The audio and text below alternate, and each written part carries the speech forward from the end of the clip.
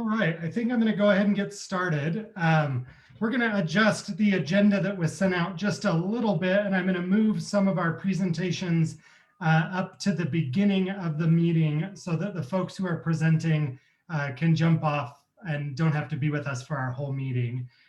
We'll go ahead and get started first with the 7-Eleven development application. Casey from the city is here and other folks.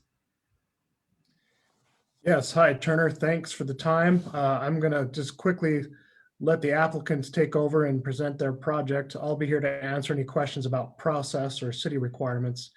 But Russell Scoos from Horrocks Engineers and Tanner, I believe, are both representing 7-Eleven, so I'll let them take it from here. Thank you. Hi, good evening, members of the council. It's a pleasure to be here tonight. I'm going to go ahead and share my screen here real quick. It looks like I have to be enabled.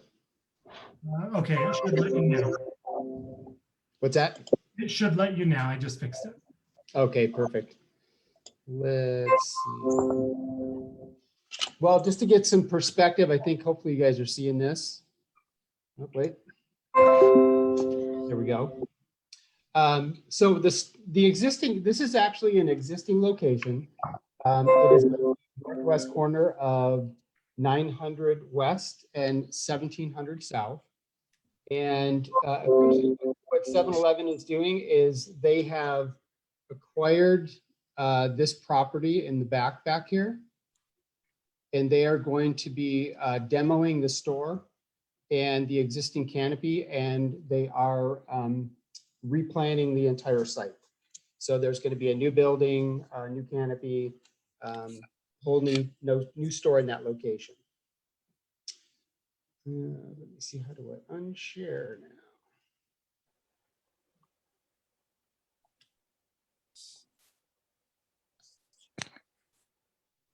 Ah, there we go. Thank you.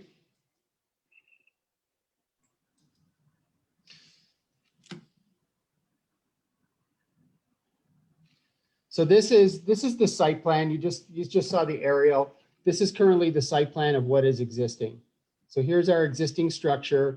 Again, this is the added parcel that they have now acquired. You can see the existing driveway locations that they have here off of 900 West and the same thing off of 1700 South. What they are proposing now is, so this site plan where they're basically taking you can kind of see, if you look closely, you can see underneath how we've kind of superimposed the photo underneath. And they are reconfiguring, moving the building to the north corner, to the north property line there.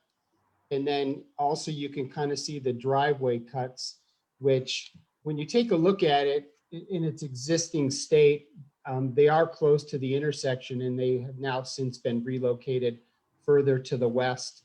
And then this really kind of in the middle of the property there. So that's going to be your site configuration. This will be your canopy now.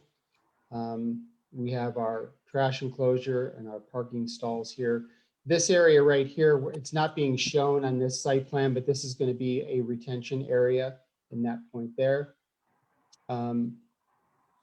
This will be the new elevations that 7-Eleven is proposing. So it's going to be very nice with the stone and the brick and the glazing on there. So here's your front elevation, your rear elevation. Let's see. Hope I skipped past it. And then these will be the side elevations on both sides. So this is going to be your east side, which is going to be facing 900. And then this is going to be the west elevation. And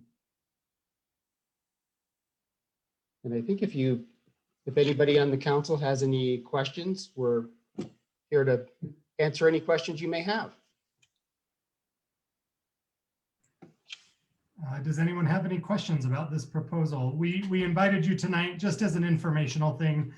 We're trying more and more with every development proposal to just invite folks to present on it and then give the community a chance to weigh in or ask questions. So if anyone has any questions, now is the chance.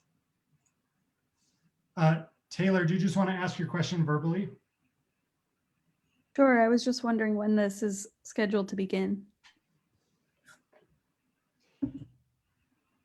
Well, currently we are in the process. We have a number of applications in front of Salt Lake that we are moving forward on. I think we're looking to submit building plans within, I'm going to say, the next few months. And so we're probably looking somewhere about maybe August, September.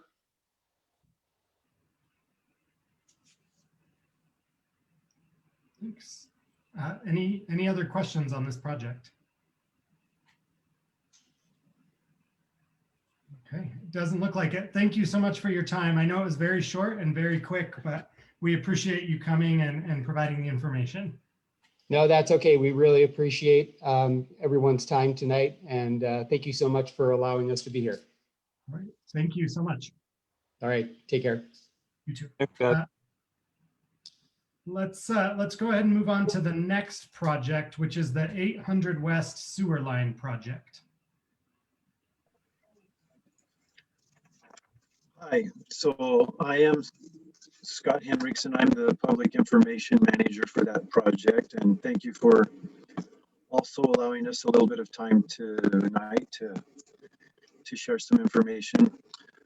I will try and just share my screen. I just have a map that we've created that I'd like to share.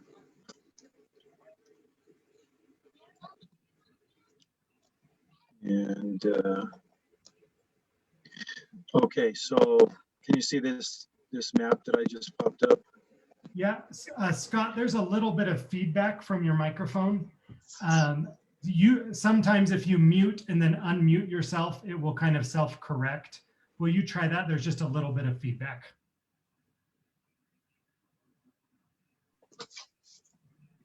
Is that any better? Yes, it is. Thank you. Okay, thank you. So the Salt Lake City Department of Public Utilities has a sewer rehabilitation project that will be starting this April. About mid-April, the contractor will be getting underway. And the map, you'll see that there are 4 colors here.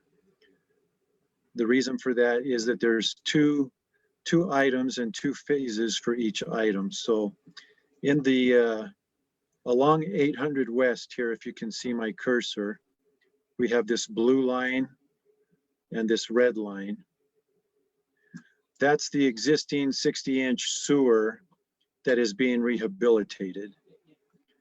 The contractor has divided the project into 2 phases. And so phase 1 is this area that is in the red line. That section of the sewer that goes along 800 West and turns and goes partway down 700 South will be rehabilitated first, beginning around second week of April.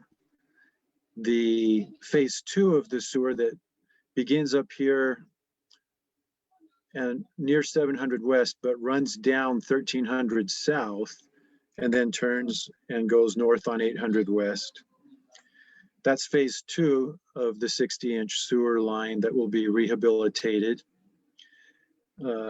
This process is called the CIPP, cured in place. It's a pipe relining system. And then there is a second part or component to this project, which are the yellow and the orange lines. In order for the contractor to do this work, they bypass the sewer flow beginning up here in this corner up here where the yellow begins, and they'll bypass the sewer along this line here, take the sewer, the 60-inch sewer out of service and run sewer lines up onto the street surface. And so those lines where they'll be pumping the flow so that the flow continues goes along this segment here. So there's going to be 2 streets that will be affected during construction. It will begin, like I said, in mid-April, and it will last through probably April and May, and then right after the 4th of July, phase 2 will begin, and that will take place through July and August. So it's a summertime project, and probably the best advice would just be to try and avoid travel in this area if possible. We'll be allowing traffic for local traffic, obviously for all of those residents, and we'll be trying to maintain access to their driveways, except for if construction vehicles have to be right there at a given time. So I know that's a lot to gather in just a short explanation, but I'd be happy to try and answer any questions that you have. Do you want me to leave this map up or take it down? I guess let's ask, maybe does anyone have questions related to the map? I do. This is Sarah. I live on 800 West, kind of between Fremont and Lucy.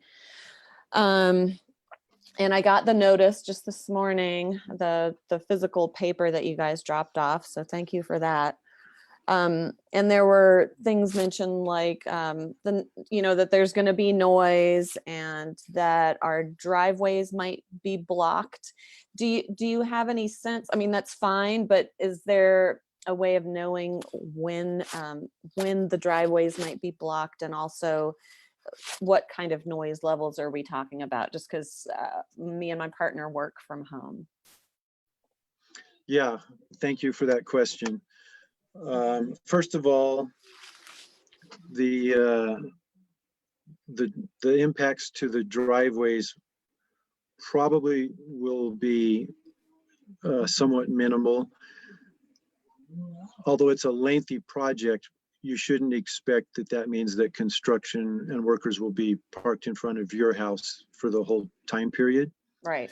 And what will happen is that as the construction moves along the length of the project, we'll come out with our team and we'll provide notices in advance to the residents in the affected area and let them know the impacts for the next week or so.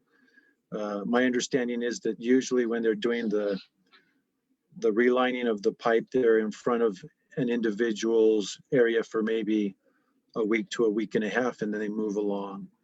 So it's not like it's all summer that you'll be impacted.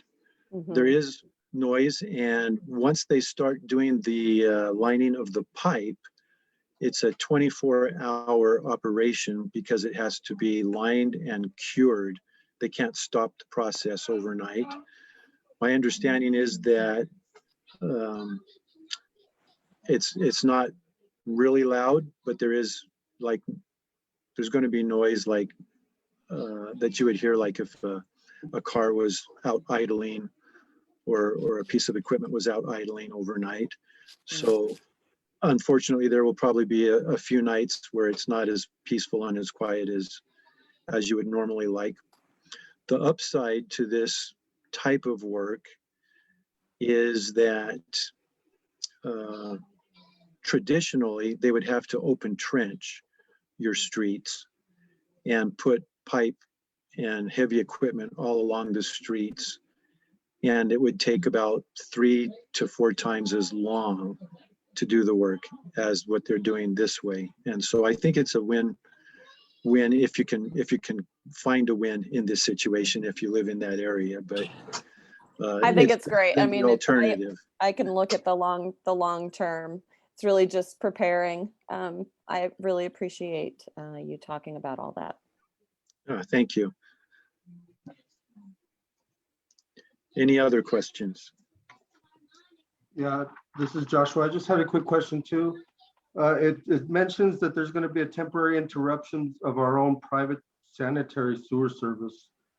Can you give us, I mean, it does mention also that it's going to provide 48 hours of advance notice, which we appreciate. I'm also right off of 800 West.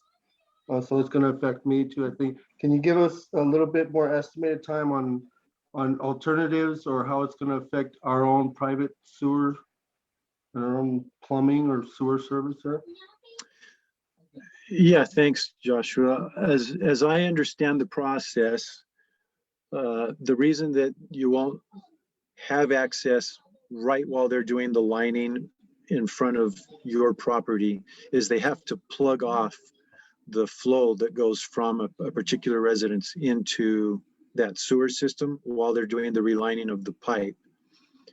And that I'm not sure exactly yet what the duration of time is on that. It's a new process for me that I'm still learning a little bit about as the public information side, but the contractor has told me that they have processes or plans that they're working on to present to individuals of there might be a clean out where they'll have a truck come and just do the clean out daily, or they might end up saying in this particular area we just need you to not use your sewer for this amount of time, and then we'll let you know when you can use it again.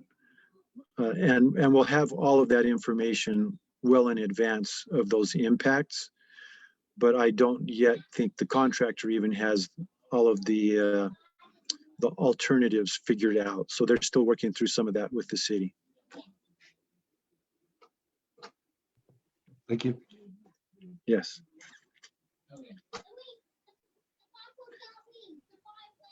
Any other questions on this proposal? I have a question. Didn't they just resurface that street, Sarah? 8th West?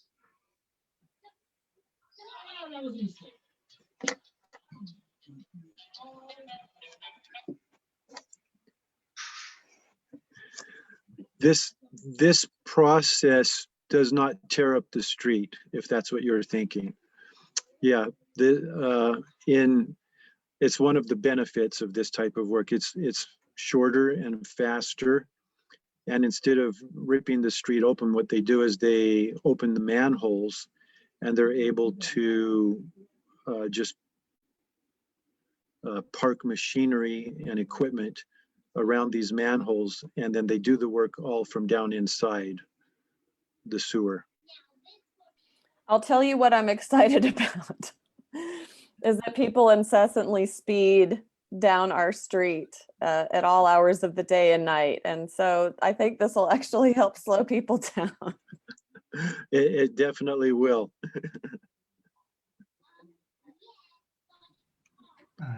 Any other questions for Scott? And Holly put in the chat that she just joined.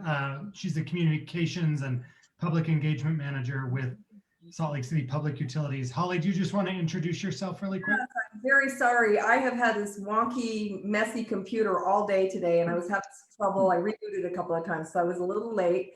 I'm Holly Mullen, and as I put in the chat room with my email address, if you have any further questions, Scott's doing a great job. He is our consultant on the project, as you mentioned, and I work directly with him on the project. I came in a little late to the project, and Scott's a bit more familiar, so I asked if he would present tonight. But if there are further questions, and again, we're just now getting around to getting all this information, but further questions or concerns, please feel free to reach out to me. My email is right there in the chat room. I'm glad to hear that it will help slow down traffic. That may not be the intention, but I understand your pain. I'm sure that it will be nice to have some of that cut back. Thank you. Are there any other questions for Scott or Holly on this project? I have a question. Hello, my name's David. Similar with Holly, my computer was awfully wonky today. I'm wondering if while they're doing this, if maybe they could do street lights as well. I'm sorry, Joseph, tell me again, I missed a little bit. You said street lights, like replacing them, or are there some that are out, or what? Oh, they're constantly getting shot out, Oh, and dear. there's a few that aren't even there. Cool. Well, that's So, good to know. That is good I- to know. Go Mm, ahead. no, that's it. That's it. That is in our, that's under our umbrella, of course, with public utilities, and I can reach out to our supervisor, the manager of that division. I wonder if you, I don't know if you would know off the top of your head, like the intersection where particular lights are. He could probably just send a crew out to just look and see what's not working. Unless you know of any specific intersections or specific street lights that you could help me, relay to him. But let me write myself a note to reach out to him. I'll send him an email and ask him. Is it just right along 800 West? It's actually 700 West. Okay. Pretty much the whole, except at the corner at the park. Okay. The little trail, all down through down to 1700, actually. Wow. Okay. I'm gonna, his name is Dave Pearson. He's a great responsive guy. I'll email him this concern. And I think we actually contract with a group called Black and McDonald that you may see them out sometimes with their, cherry pickers and working on street lights. But he works directly with them, and I think they could just take a cruise down there, and they work at night too as well, so they can see the lights where the problems are. Thank you for bringing that to our awareness, because I don't know that we always know that. We depend on citizens to let us know those concerns. I'll reach out to him tomorrow. Thanks, Joseph. Thank you. I'm gonna, in the interest of time, if there's no more questions, I'm gonna move on to the next item on the agenda. Thank you, Holly, and thank you, Scott, for being here. And just a quick note on the subject of streetlights. If, like David, you have issues, or if there are streetlights that are out, you can either contact myself or Holly. I'm happy to interface with Holly and connect with public utilities. So just let us know. Okay. Thank you for having us. Okay, have a Thank good you. night, everybody. Thanks, Good Councilmember evening. Johnston. Thanks. All right, Josh, I saw that you joined from the mayor's office. Do you want to give an update? Sure. Thanks, Turner. Hey, everyone. Good evening. Hope you're all doing well. My name's Josh Raboyo from the mayor's office, and just a few things to share tonight. I don't have too much, and so we can get on through the rest of the agenda, and I can answer any questions if we have any. So I've just shared some links in the chat, and just to cover the things that I wanted to share tonight. As always, our boards and commissions in the city have vacancies that can be filled, and from time to time have needs, especially from representation on the west side. And so take a look at that, and if there's one that any of you have happened to apply for and are waiting for a response, each board has a board manager in the department that corresponds to the board. And so I would suggest reaching out to the board contact and to get information if you're waiting on an application to hear anything back, or reach out to our office as well. Jesse Egan in our office handles that program as well, and I can help you get connected with her. We are happy this week that the libraries, our libraries in the city public library system, have reopened for express services at all the locations, all the branches, and that the link there, you can find more information about the measures required, of course, masks and social distancing, and then those hours are Monday through Thursday from 11 to 7, Friday through Saturday from 11 to 6 at all the branches. And then the main branch is also open on Sunday, noon to 6. So we're glad to hear that.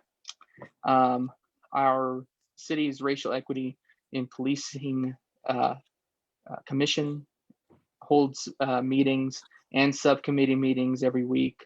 So if anyone's interested in joining those and observing and participating when there's opportunity for public comment, that address there will have all the Zoom meeting information. The 600 North, 700 North project survey is open through the rest end of this month. If you haven't taken it, please do so and take a look at the proposals for 600, 700 North corridor. Transportation and Kyle Cook and Transportation has done a great job in getting the word out about that and working with the community on this project. So we'd be helping them out by completing that survey. And then, as always, our homeless services dashboard for anyone that has questions about homeless services and unsheltered homelessness in the city is a wealth of information on the city website. Contact info for our homeless engagement and response team, information about how requests for cleanup and requests for addressing certain issues are handled within the city, and the partners we work with. And so take a look at that link as well. And that's all I had to share for right now. Do we have any questions? Any questions?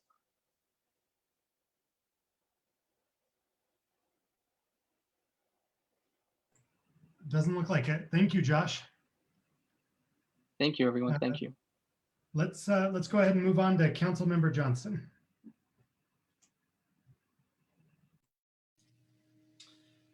Evening, everyone. I may just open up the questions for the most part, with the exception of maybe one or two things. First is vaccinations for COVID-19. I'm assuming a lot of folks are paying attention to this, but many may not be. The vaccine is available, vaccines plural are available to anybody over the age of 50 right now to schedule appointments, or if you have underlying health conditions that are itemized on the county website. I've been sending out the website to folks. It's thisisOurShot.com. It's a good site. It gives you a lot of information. You can sign up. You can find locations there. I'm bringing that up now because the governor, with or without the input of health departments across the state, made the comment and statement that he wants vaccines available to everybody all adults by the beginning of April. Whether that happens or not, I'm not sure. There's a lot of factors involved in this, but within a few weeks, it may be open to everybody. So I want folks to know how to get a hold of sites and information, and particularly here where we have an extra clinic set up at the Community Learning Center. And so that's not typical for most areas. Generally, you have it at like a Smith's Pharmacy in our area, Walgreens at North Temple, the UView Health Clinic on 21st South, Walmart. Those places are true across the board. But here, we're also going to have it there. So we have some more access to it. Just make sure people know about this and we get it out there. It's going to be really fundamental to us being able to reopen fully and get things moving again. That's probably the biggest thing. Other comments or questions for me I can maybe help or follow up on for anyone?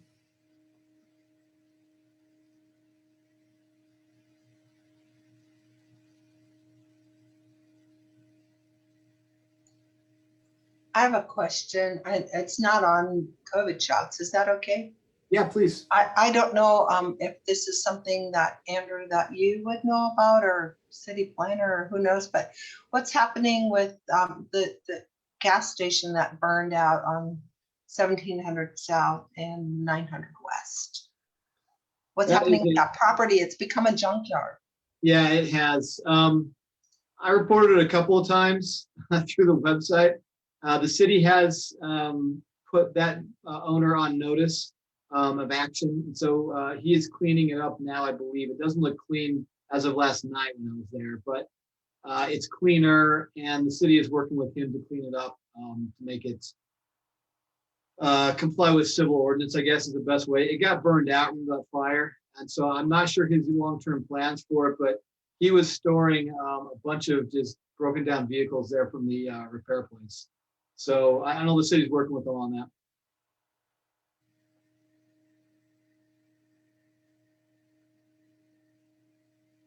Can you repeat just where you said that local vaccination site was going to be? Yeah, they have it set up now. It's actually at the Community Learning Center between Mountain View Elementary and the middle school over on Navajo Street off of California.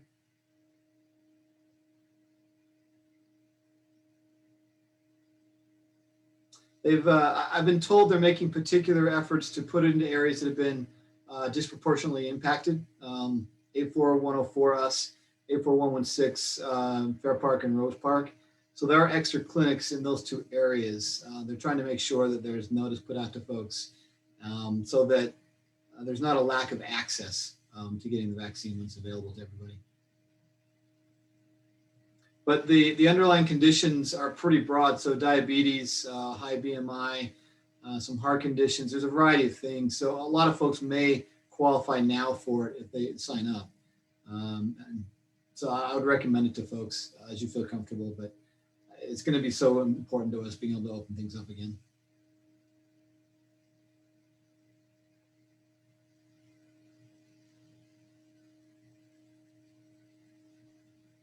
Thank you. Any other questions for Councilmember Johnston?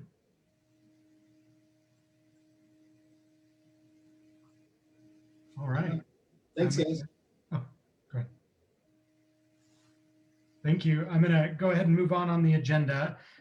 Normally, we'd have our state legislators present right now, but I heard from all of them that most of them, I think, have a legislative hangover and will not be attending tonight. If any of them are on and I am incorrect, let me know, but I don't think I see any of them. The next item on the agenda, I'd like to turn over to Detective Oliver to give an update from Salt Lake City Police Department. Thanks, Turner. I have brought a guest tonight. Can you hear me? Make sure you can hear me first of all. Yep. All right. I brought Sergeant Stutz with me. He's on the call, and he is our sergeant over the gangs unit. So I'd like to just have him kind of answer any of your questions that you have concerning the gangs or the shots fired or anything like that. So Sergeant Stutz, if you just want to start, and then if there's some time, I can just go over some of the numbers. Yes, I'm here. Can everybody hear me okay? Yes. Yeah, my name is Sergeant Stutz. Like Detective Oliver told you, I'm the sergeant over the Salt Lake City gang unit. Let me tell you a little bit about myself real fast, because I don't know if I've met any of you in person. I've been with the Salt Lake City Police Department for 15 years. 7 of those years was a detective on the gang unit, and now I have been the gang sergeant for almost 2 years. I do want to let you know that the gang unit spends a large amount of their time, the Salt Lake City gang unit spends a large amount of time in the Glendale neighborhoods. We sure appreciate the support that we get from the council and from the community members out here. We know that we meet on a regular basis many good residents that live here in the Glendale area, and we appreciate all that you do. Did anybody have any direct questions for me? If not, I have a couple of examples of some great police work that your gang unit is doing. Why don't we start with that, and then we'll do questions afterward. Okay, wonderful. I know Detective Oliver told me that there has been some concerns about the violent crime that's going on the west side of Salt Lake, particularly in the Rose Park and the Glendale areas. Myself and my unit are very familiar with most of that violent crime that's going on, and we're very involved in all of that. I'll give you a few examples of some wonderful captures that we've had in the last 6-7 months. The first one, I'm going to go back to July of last year. And the reason I want to bring this up is because it does affect the this community council in particular ways. There was a shooting that occurred up in Rose Park, but we later found out that the shooter is a gang member who lives here in the Glendale area and had been committing violent crimes down here as well. So we put together a plan to capture him. And sure enough, one night, back in, I think it was in August. Yes, it was about a week later in August. We were able to put together a plan, and we took him into custody on 4th South and 10th West. And he had the gun on him that he used in that crime. So we seized the gun from him. We were able to put him into jail, and we were able to charge him with all the various crimes that he had committed, the gang-related crimes that he had committed. Another one occurred on January 9th. I'm sure a lot of you heard about this. There was a homicide that occurred near the 7-Eleven on California Avenue and Emory. My unit and I were some of the first responders on that scene. What we found is that a gang member had been shot, and he later died at the hospital. This was late on a Friday night into Saturday morning. So we, later in the morning, we were able to identify who the shooter was, and he was a well-known gang member to us. But he does not live in the Glendale area. He did, however, live out in South Jordan. He caused a lot of problems up here in all of Salt Lake, not just over here on the west side, but he was causing problems everywhere. We were able to get enough information.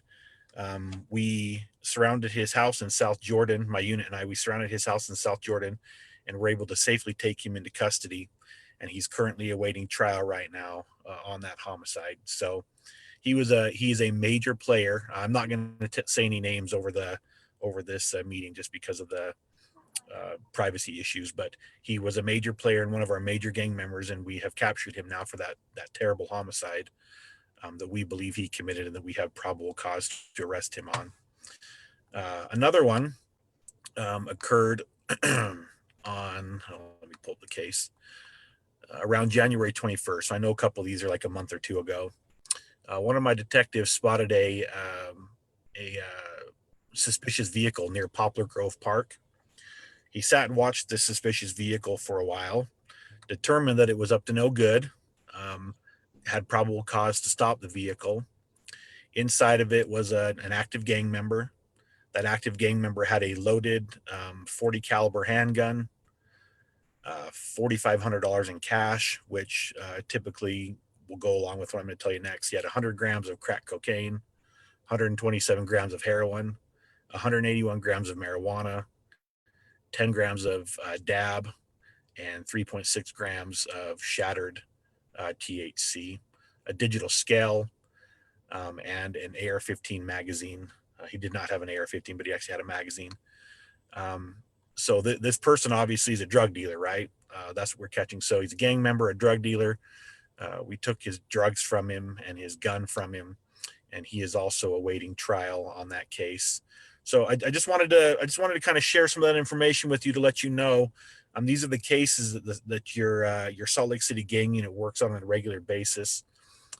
We are out here. I'm out here with the guys every night that we work late into the late hours of the night, trying our hardest to keep up on the gang issues and the violence issues that we're having in our communities.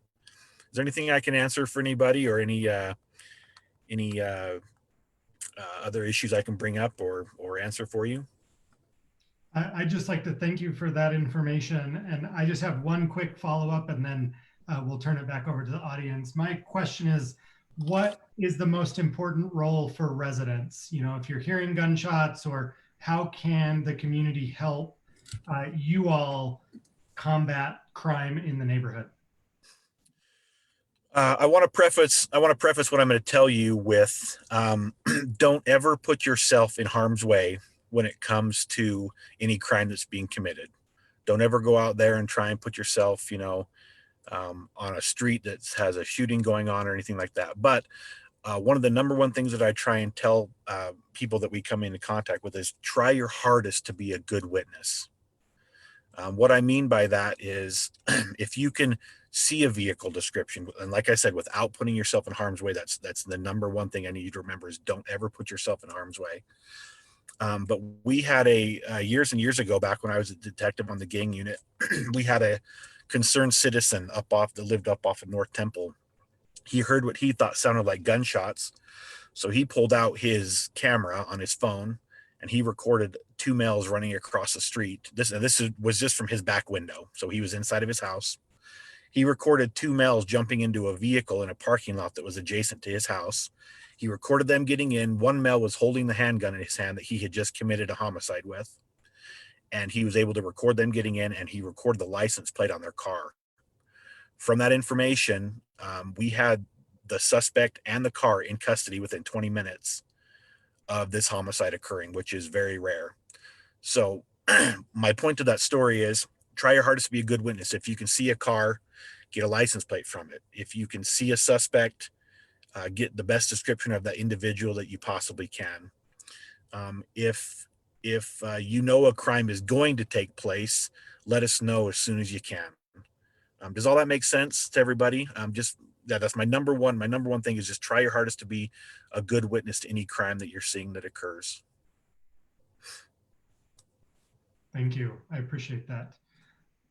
Any questions?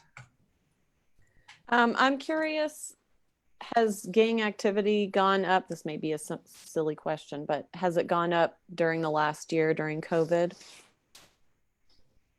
Yes. When COVID initially took off last year, about a year ago, it was kind of an odd thing. I was telling somebody a story the other day about how there were several nights in those first 2 weeks I was driving around downtown late at night, and downtown was a ghost town. I mean, there was literally nobody down there. So for a while there, at the very beginning, I think crime dropped off. But as the year went on, as 2020 went on, and now that 2021 has started, there has been an uptick in gang-related shootings. Yes, that is correct.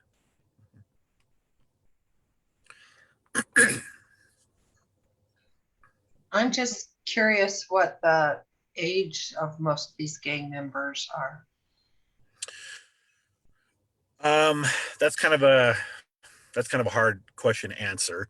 We have gang members as young as 11 and 12, but we also run into what we call OGs or old school gang members that are running around out there that are in their late 30s and 40s still. The male that was responsible for the homicide that took place over by the 7-Eleven that we talked about a little while ago that we caught out in South Jordan, his dad was involved in violent crime back in the late 90s and early 2000s, and he's still active. He's still an active gang member. So it varies. A lot of the little things that you see going on in the neighborhoods around here are younger gang members out trying to earn a name for themselves. Does that make sense? So they're out late at night. They're trying to prove themselves, and they're the ones that are committing a lot of the violence. I would say the majority of them are between 14 and 21, somewhere in that range. But the old school guys, they still go out and they commit crimes as well, but they're just a lot less obvious about it. They've learned over the years not to be obvious about it. They've learned over the years how to stay out of trouble a lot more than the younger ones have. So, but yes, around here, the majority of them that we're running into are between 14 and 21, in that age range. What are we doing to help? I mean, these are kids. Yes, they're gang members. Yes, they're committing crimes. What are we then doing to try and help them so they try and get them out of a gang and get them on a different path? Are we doing anything there? Yes, we are. So here in Salt Lake, we have a gang outreach program. They're some of our civilian employees that work here in Salt Lake City. One of them in particular, I don't know if I should say her name over this, but one of them in particular is very, very good at what she does. She reaches out to gang members on a frequent basis and offers them and their family members resources to help them get out of the gang and to get them away from the gang life. Now, you have to understand with that's a voluntary service if they want it, right? Like we cannot force a gang member or their family members to have that gang member go through these programs. However, when they do go through the programs, they are very effective and very useful and very helpful to these young juveniles who are out there committing these crimes. If they get in the program and they stick with it, the majority of them stay away from gang life as much as they can.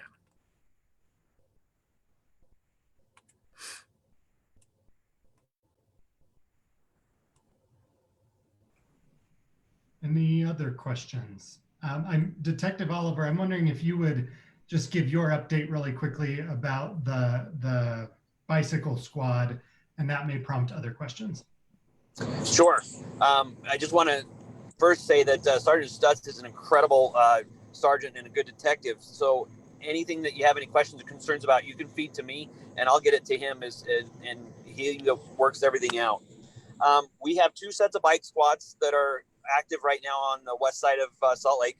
One is our Parks Bike Squad, which is Sergeant Sanders, and he on Wednesdays, usually, well, not necessarily on Wednesdays, it depends on what they've got going, but they're usually Wednesdays they're on the whole Jordan River Parkway. And then he splits up Thursdays to the parks. He was active the Jordan Park on Thursday of this week.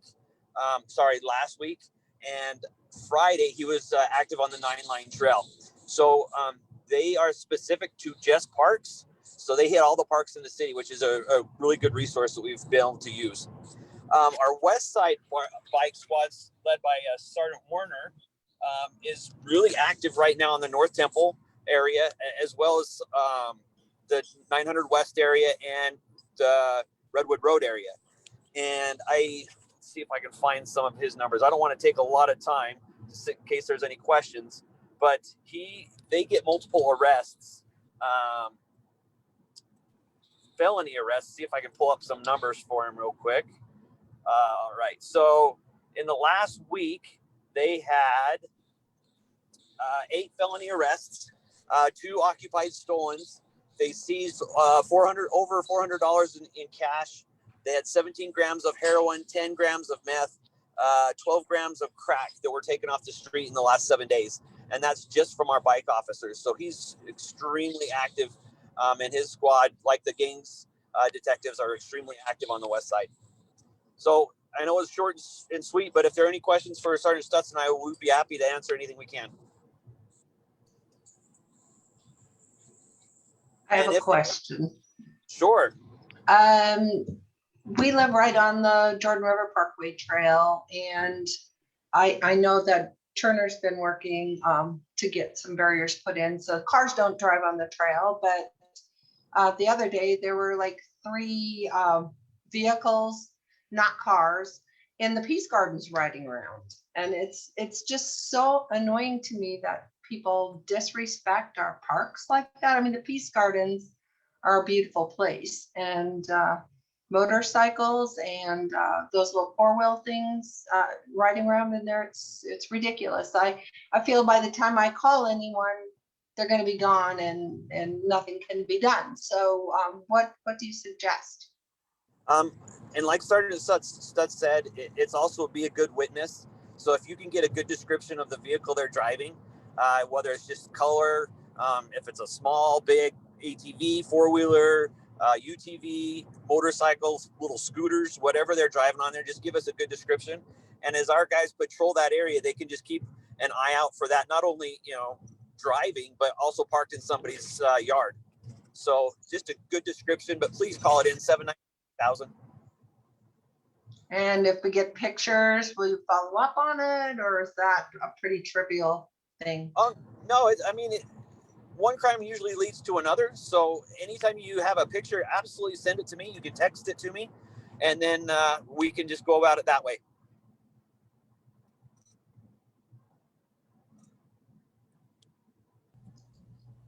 Thank you. Any other questions for either Sergeant Stutz or Detective Oliver?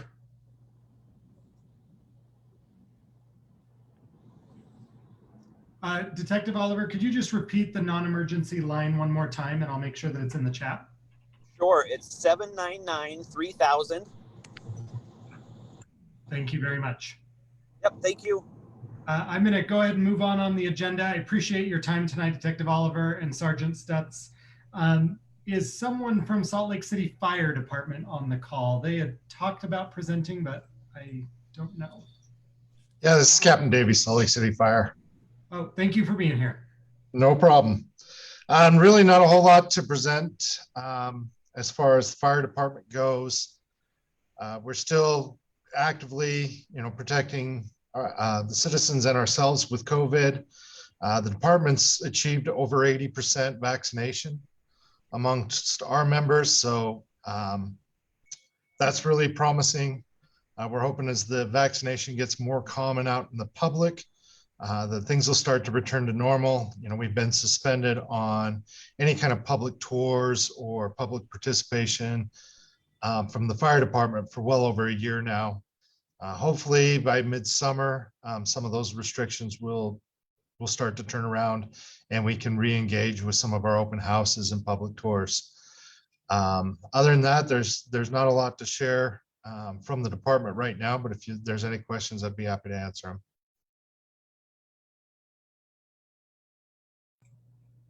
Any questions for the fire department? I keep asking questions. I just have one question. It's just been in my mind. How, if you, I know the fire department sometimes has kind of ambulance duties too. If the ambulance comes out, how do you determine where you take a patient? Generally, that's left up to the patient or the patient's family if the patient's unable to answer for themselves. If there's no family available and the patient doesn't have a preference, then we just generally try to go to the closest hospital. Salt Lake Regional ends up getting a lot of those. And it also depends on what kind of medical emergency, because, you know, cardiac problems, those kind of things, we're going to try and get them to the best facilities available.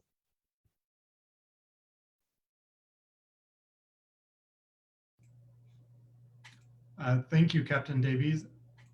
I don't see any other questions, so I'm going to move on the agenda. I appreciate you being here tonight.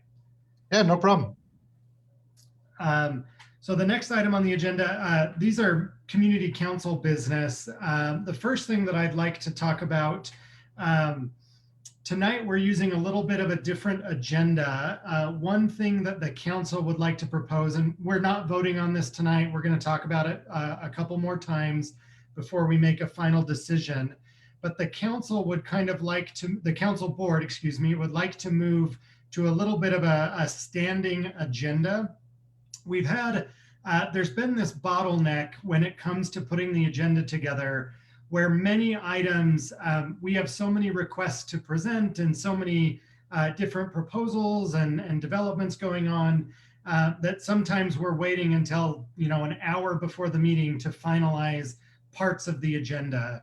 And one thing we'd like to propose is that we move to a standing agenda where most of the agenda would be locked into place. So we obviously have updates from the mayor's office and the city council, from our public safety professionals, from our state elected officials, and then the community council usually has business or updates. With those four things, we usually have a pretty good idea of how our agenda will be structured. Some of our elected officials, just because of meetings and duties, have to cancel at the last minute or aren't on every call. And having a standing agenda would allow us to just have that space in place in case they are able to make the meeting. With the standing agenda, we would get that agenda out at least 24 hours in advance, and then we would just reserve a little bit of flexibility for some of the development proposals and some of the other things that end up on the agenda kind of at the last minute. So we will bring back a formal proposal, but I just wanted to bring it up tonight. If there's items that you would like on this standing agenda, or agencies or groups that you would like to see present every month, I would really appreciate having that information as we put together the standing agenda. We generally don't have representations from folks at the county level. If there's city departments or, you know, maybe a neighborhood nonprofit like University Neighborhood Partners that you would be interested in hearing from every month as a standing agenda item, I would love to have those items in advance so we can make sure that they work into our standing agenda proposal. Again, we'll talk about this more over the next couple of months, but I just wanted to plug that for now. If you have items, again, if you have items you'd like on our standing agenda, and then the development proposals or updates from the neighborhood, we'll be a little bit more flexible about. But putting together our standing agenda, we would love to have items that you'd like on that. And again, we'll bring back a formal proposal in a couple of months or over the next couple of months and really get a good standing agenda put together that the community would like to see every month. The next item on the agenda is just a quick conversation about our return to in-person meetings. With the library opening up, we're trying to make a determination on when to go back in person. And what we're looking at as a council board is staying online on Zoom through our June meeting. And then our July meeting, because our July meeting is the third Wednesday of the month, all of our meetings are the third Wednesday of the month, we often are very, very close to the 24th of July.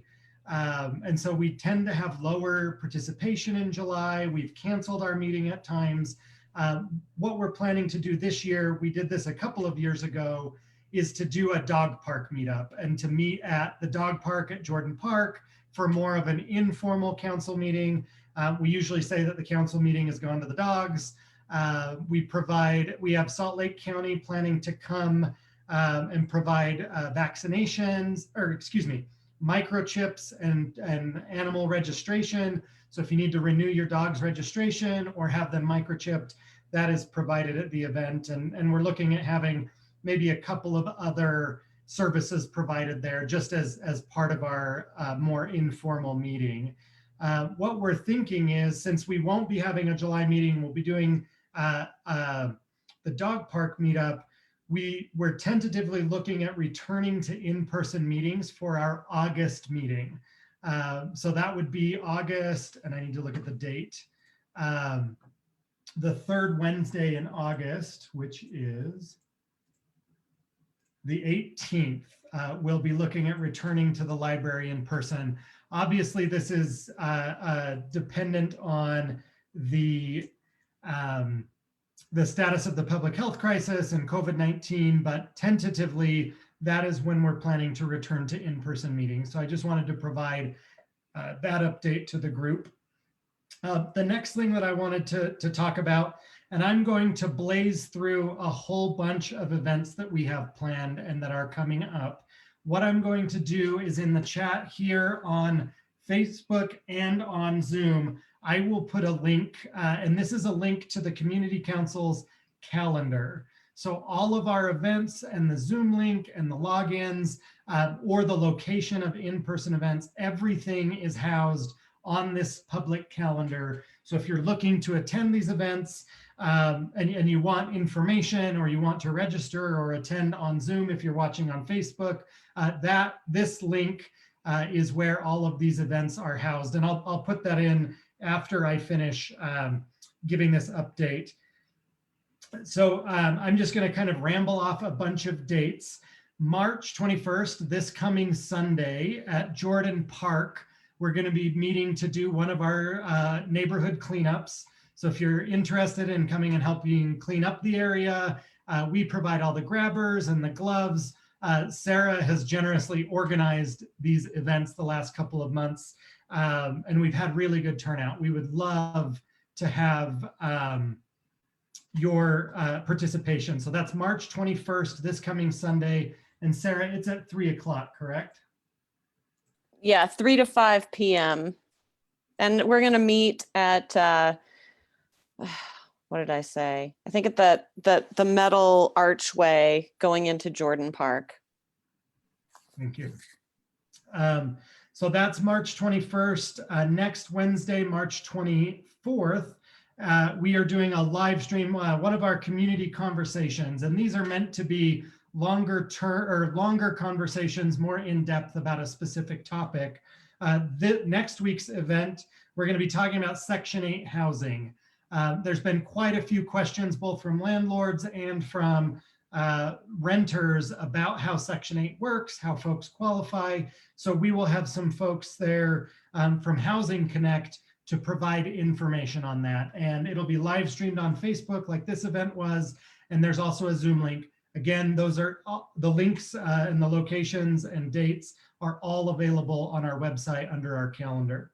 March 27th, as part of our Keep Glendale Beautiful committee, we're doing a litter index. And what this means is we have identified about 10 locations through the neighborhood that we actually are going to drive through in our own personal vehicles, kind of as a little parade of cars, if you will. And what we'll do is we'll look and evaluate these different areas on how littered they are. And what it provides us an opportunity to do is really identify the worst areas. You know, I'm thinking of 17 South and Redwood, that kind of general area, other public areas where there tends to be a lot of litter. And then we are submitting a grant through Keep America Beautiful to receive funding to purchase grabbers and to provide bags and just have all the equipment and stuff necessary to do the number of cleanups that we've been doing. And the data that we collect through this litter index will provide us the information we need to kind of evaluate whether we're being successful in cleanups, whether we're seeing a change in behavior, whether litter is continuing at the pace that it's currently at. So from 10 to 11 that morning, we will be doing a training where everyone will receive information about how the index will work. And then an hour later at noon, we'll gather at the first starting location, and then we'll drive around and do the litter index. Altogether, we expect the training to take an hour and the index to take about 2 hours. So that's an approximate timeline and what we're thinking. We would ask if you would to please register. I'll put the link for registering for the index in the chat. We ask that you register for all of our events if possible, just so that we can have register for all of our cleanup events, just so we can have an understanding of who's coming, how many people to plan for, and that type of thing. It just helps with planning and coordination on our end and making sure we have enough equipment and supplies for everyone. The next event is April 24th. We'll be doing a big community cleanup in collaboration with the University of Utah. I don't have information on where that will be, but it will be posted on our calendar as soon as I do. We're just going back and forth with the university right now to identify that location.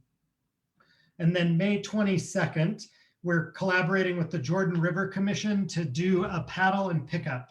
So we're providing canoes. If you have your own kayak or your own boat that you'd like to use, you're welcome to use your own, but we will be kayaking or canoeing the section of the Jordan River here in Glendale and doing a cleanup actually from the river.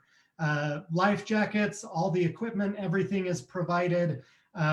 Kids are welcome, 13 and older. If you have younger kids that want to participate, we, under the age of 13, we kind of handle that on a case-by-case basis, just based on space, but we try to limit it to 13 and above. But again, if you have someone younger than that, we obviously want folks to be able to participate as a family. If you would just please register, again, I'll post the link as soon as I'm done talking. And then the last event I want to talk about is August 21st. We're going to do a community cleanup. The details for that will be published shortly since we're a couple of months away, but it'll be based on the litter index. And so we'll be cleaning up the areas of the neighborhood that tend to be the biggest problem areas. Sarah, I was wondering if you wanted to talk about Glendale on Parade while I post the meetings link. Yeah, so I think you've changed the date though for the neighborhood festival, correct? Yes, it will be September 11th. Okay, September 11th. Okay. So yeah, Glendale on Parade. This was just an idea I had as we're kind of trying to get through the last bit of COVID, hopefully.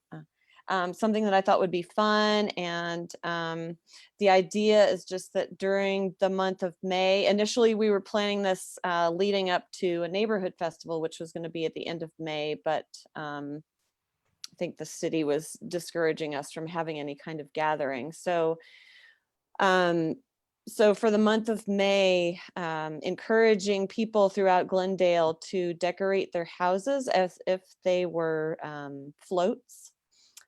This is not an original idea. I did get the idea from New Orleans, where they could not hold the Mardi Gras festival parade. And so they did just that. They encouraged residents to decorate their houses.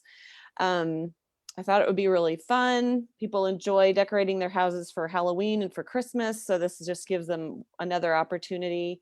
And I think we were gonna, again, Turner, I'm not sure if you still wanted to do this, but to have some kind of raffle. So anyone who participates would get put into a raffle to win gift cards to Home Depot or something like that. And it would be fun for other residents just to walk around and see other people's houses decorated. So that's the general idea, just really simple, but something fun just to kind of help us get through these last bits of isolation. Sarah, do you want to share your contact information, or would you prefer I have people contact me and forward it on? No, I'm happy to share. I'll put it in the chat here. Let's see. We are looking for people to help kind of coordinate and plan this, and Sarah will be your contact person. Thanks, Turner. Absolutely. And we were planning to do it in conjunction with Glendale Neighbors Festival, which we're moving tentatively to September 11th. We originally had planned to do kind of a blown up distributed event, but the Salt Lake County Health Department really recommends we wait until the fall to do any kind of in-person gathering. So we're tentatively planning for September 11th, and I'll provide more information about that event, most likely at the April meeting after we've had a chance to start working on some permits and that type of thing. And then for those of you that are watching on Facebook, I'm going to put Sarah's contact information in the chat as well. Thank you, Sarah.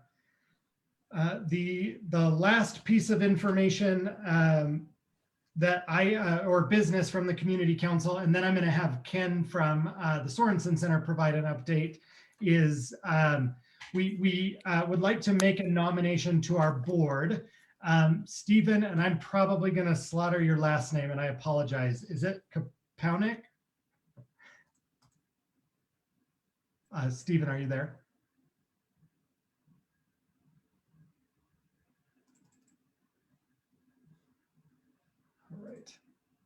All right. He may have stepped away. Let me unpin this. Ken, why don't we have you go next, and then we'll see if Stephen comes back. Great, thanks, Turner. Hi, everybody. My name is Ken Perko. I'm with the Sorensen Community Campus, which is the Sorensen Multicultural Center and the Unity Center between 9th and 8th West on California Avenue. We are a community center, a recreation center. Most of you are probably familiar with the facilities. I'm excited to say that we are going back to providing more community programming. We closed last March for most of our programming, focusing only on essential services, but we have now resumed our recreation programming, and hopefully we're on a trajectory to provide more and more programming as the year progresses. We've also had a major renovation in the Multicultural Center building, so we've got brand new locker rooms and new heating systems and cooling systems, so a lot of new renovations. Another big kind of change that we're working on is the outdoor space behind the two buildings, and this is a space that not a lot of people are aware of. It's not technically a city park. It is a space that we use for sports programming, but we've also been able to make some improvements over the last year, including adding free and open Wi-Fi, as well as we just this week installed some solar charging benches, and we've taken down some fencing to try to provide a really open and welcoming community space behind the buildings. So for those of you who may be displaced because of the sewer construction, come down the street and hang out outside while the weather's nice. You get some Wi-Fi connectivity.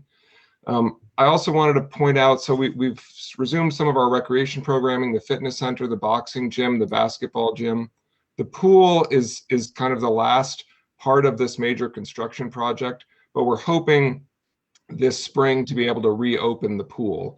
They're actually just hanging ductwork in there today, and they're putting a new heating unit and cooling unit on the roof, hopefully next week. So we're hoping to have that open within this spring.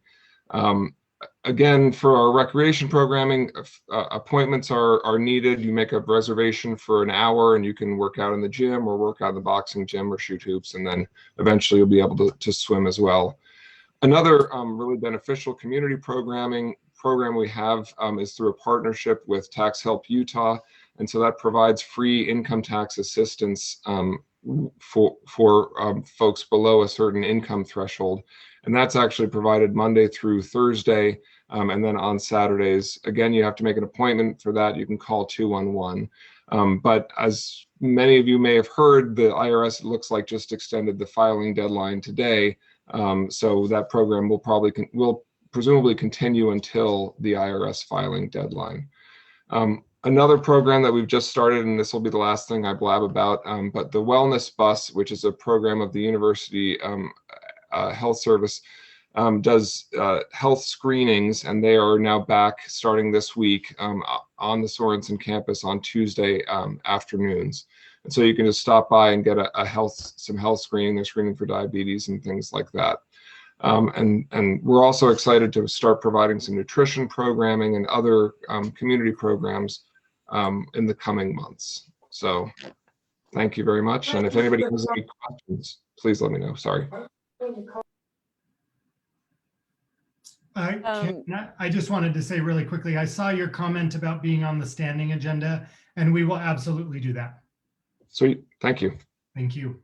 What are the times for the tax help on Monday through Thursday?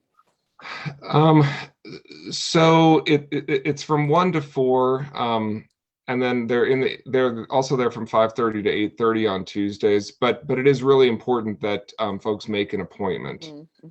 It's kind of a different. In the past years, you've been able to just walk in and get some assistance. Now it's more of you schedule an appointment. When you get there, you fill out some forms, and then you drop off your paperwork, and then a volunteer preparer actually prepares it. It gets checked, and then you come back another day and pick up the return. Okay, and so you can make an appointment on the Sorensen site or by calling that 211. 211. Okay. Thank you. And there's also a website I'll put in the chat. Thanks, Ken. And I'll make sure that I share that on Facebook. I noticed as we were talking that I forgot or I neglected to mention another event, and that is March 30th. We are having our Homeless Services Committee meeting. It'll be our first one. For those of you that don't know what this is, we formed this at the last meeting. And basically what it is we want to look at the ways that the Community Council can support, whether it's our resource providers, the city, and individual unsheltered people, what role we can play in supporting homeless services here in the community. We have some ideas. We've had concerns brought up, and so we just are going to spend some time trying to figure out what our role can be and how we can better support both unsheltered folks and the existing system and service providers. So that is March 30th. 7 o'clock. It is, again, it's listed at glendaleutah.org/meetings. That's where all of our meetings are posted. They'll also be live streamed on Facebook. And we would invite anyone to participate. Stephen, are you back? Yeah, I'm here. And I apologize. I'm probably going to slaughter your name. Is it Koponic? It's Koponic. Koponic. Okay, thank you. Anyway, I want to give you an opportunity to introduce yourself. We're going to nominate Stephen to our board. Stephen reached out about volunteering and has expressed interest in being on our board as an at-large board member. So we'll be nominating to him tonight. I wanted to give him a chance to introduce himself. And then I also wanted to just let folks know, whether you're watching on Facebook or here on Zoom, we want people to be involved. And if you have experience, great. If you don't, it's something that we absolutely can provide support and mentorship. This is your neighborhood, and we want everyone to be involved. So whether that's as a board member, as a committee member, or just volunteering here and there, we really want everyone to be involved. You can always call or text me or email me if you want to have coffee or lunch or just have a conversation about ways to get involved. But it's something, we want as many neighbors as possible to be involved, and we would welcome you as a board member or in whatever capacity based on the time you have and the interest you have to to be involved. But Stephen, I'll let you introduce yourself and then we'll move forward with the nomination. So I've been in the neighborhood. I live off of Concord. Been in the neighborhood going on 3 years now. Absolutely love the city. Really want to see what I can do to provide my services to where that we can make the place a better city for everybody. Thank you. With that, does anyone have questions for Stephen before we move forward with the nomination?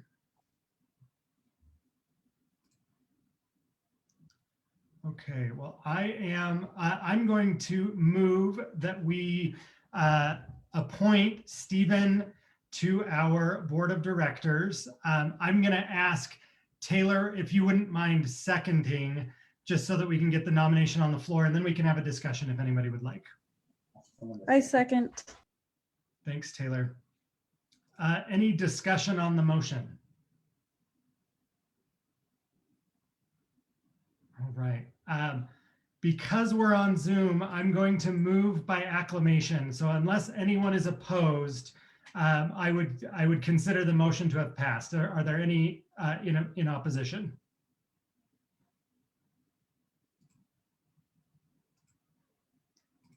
Thanks, everybody. So I'm going to rule that has passed and welcome Stephen to our board of directors. I apologize to the community for how ham-handed this process has been over the last year. Zoom is great in many, many ways, but nominations and board business are a little strange on Zoom for us still. So, but Stephen, I want to thank you for stepping up and volunteering, and just reiterate again, if you're interested in being involved and you want to learn about the community, learn about the city, be involved in the community council, we would love to have you involved. No experience is necessary. Again, we can provide support, we can provide training, whatever anyone needs to be involved.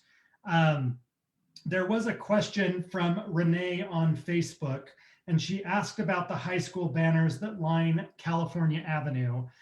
This is something that Councilmember Johnston has brought up a number of times about potentially doing some West Side flags or Glendale flags.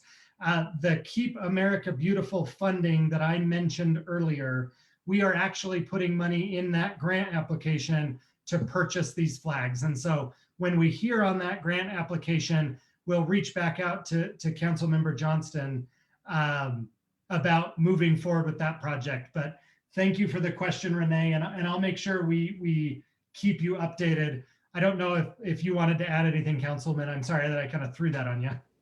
No, I actually, I've got some cost evaluations to do West Side banners for Glendale and Poplar Grove.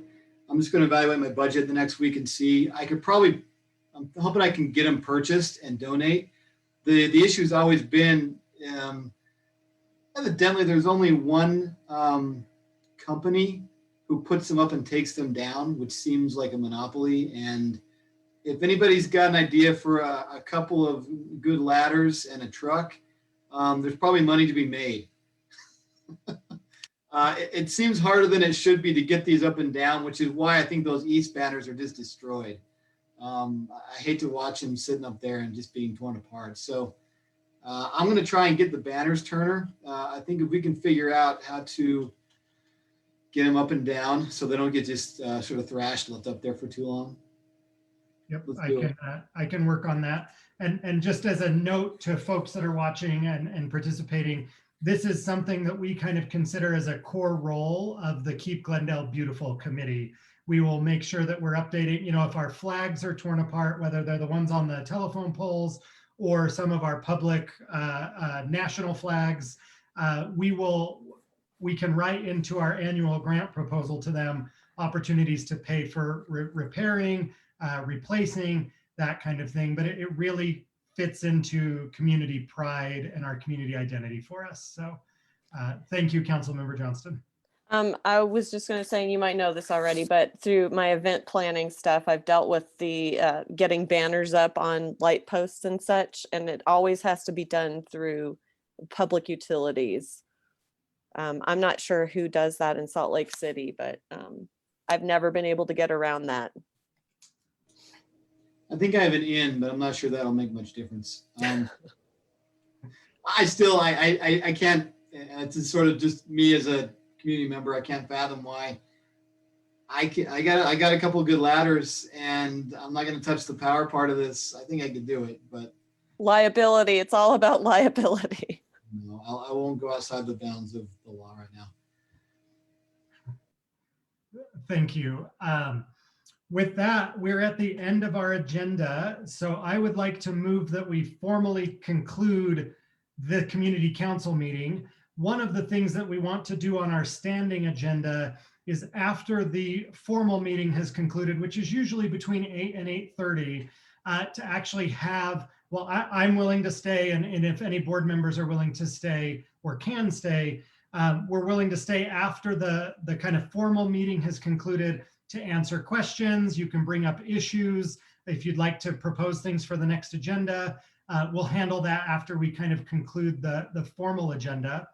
But I would move that we conclude the formal agenda, and I would entertain a motion as a second. I second the motion. Thanks, Taylor. So again, we'll do this by acclamation unless anyone has a burning desire to stay longer. We'll go ahead and conclude the public meeting at this point.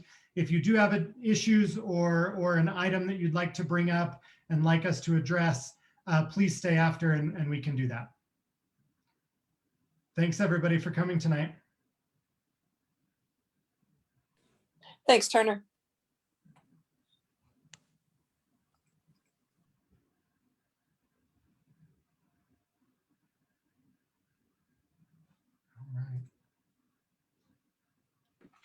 Hey, Turner, I think I'm gonna hop off. Do you need anything else with the minutes? Nope. Thank you so much. Thank you. And I'll get the recording edited and published tonight, and then whenever you have a chance to do the minutes. Oh, I did them. I'm there. Great, thank you. And then Stephen, I just wanted to let you know that I will follow up with you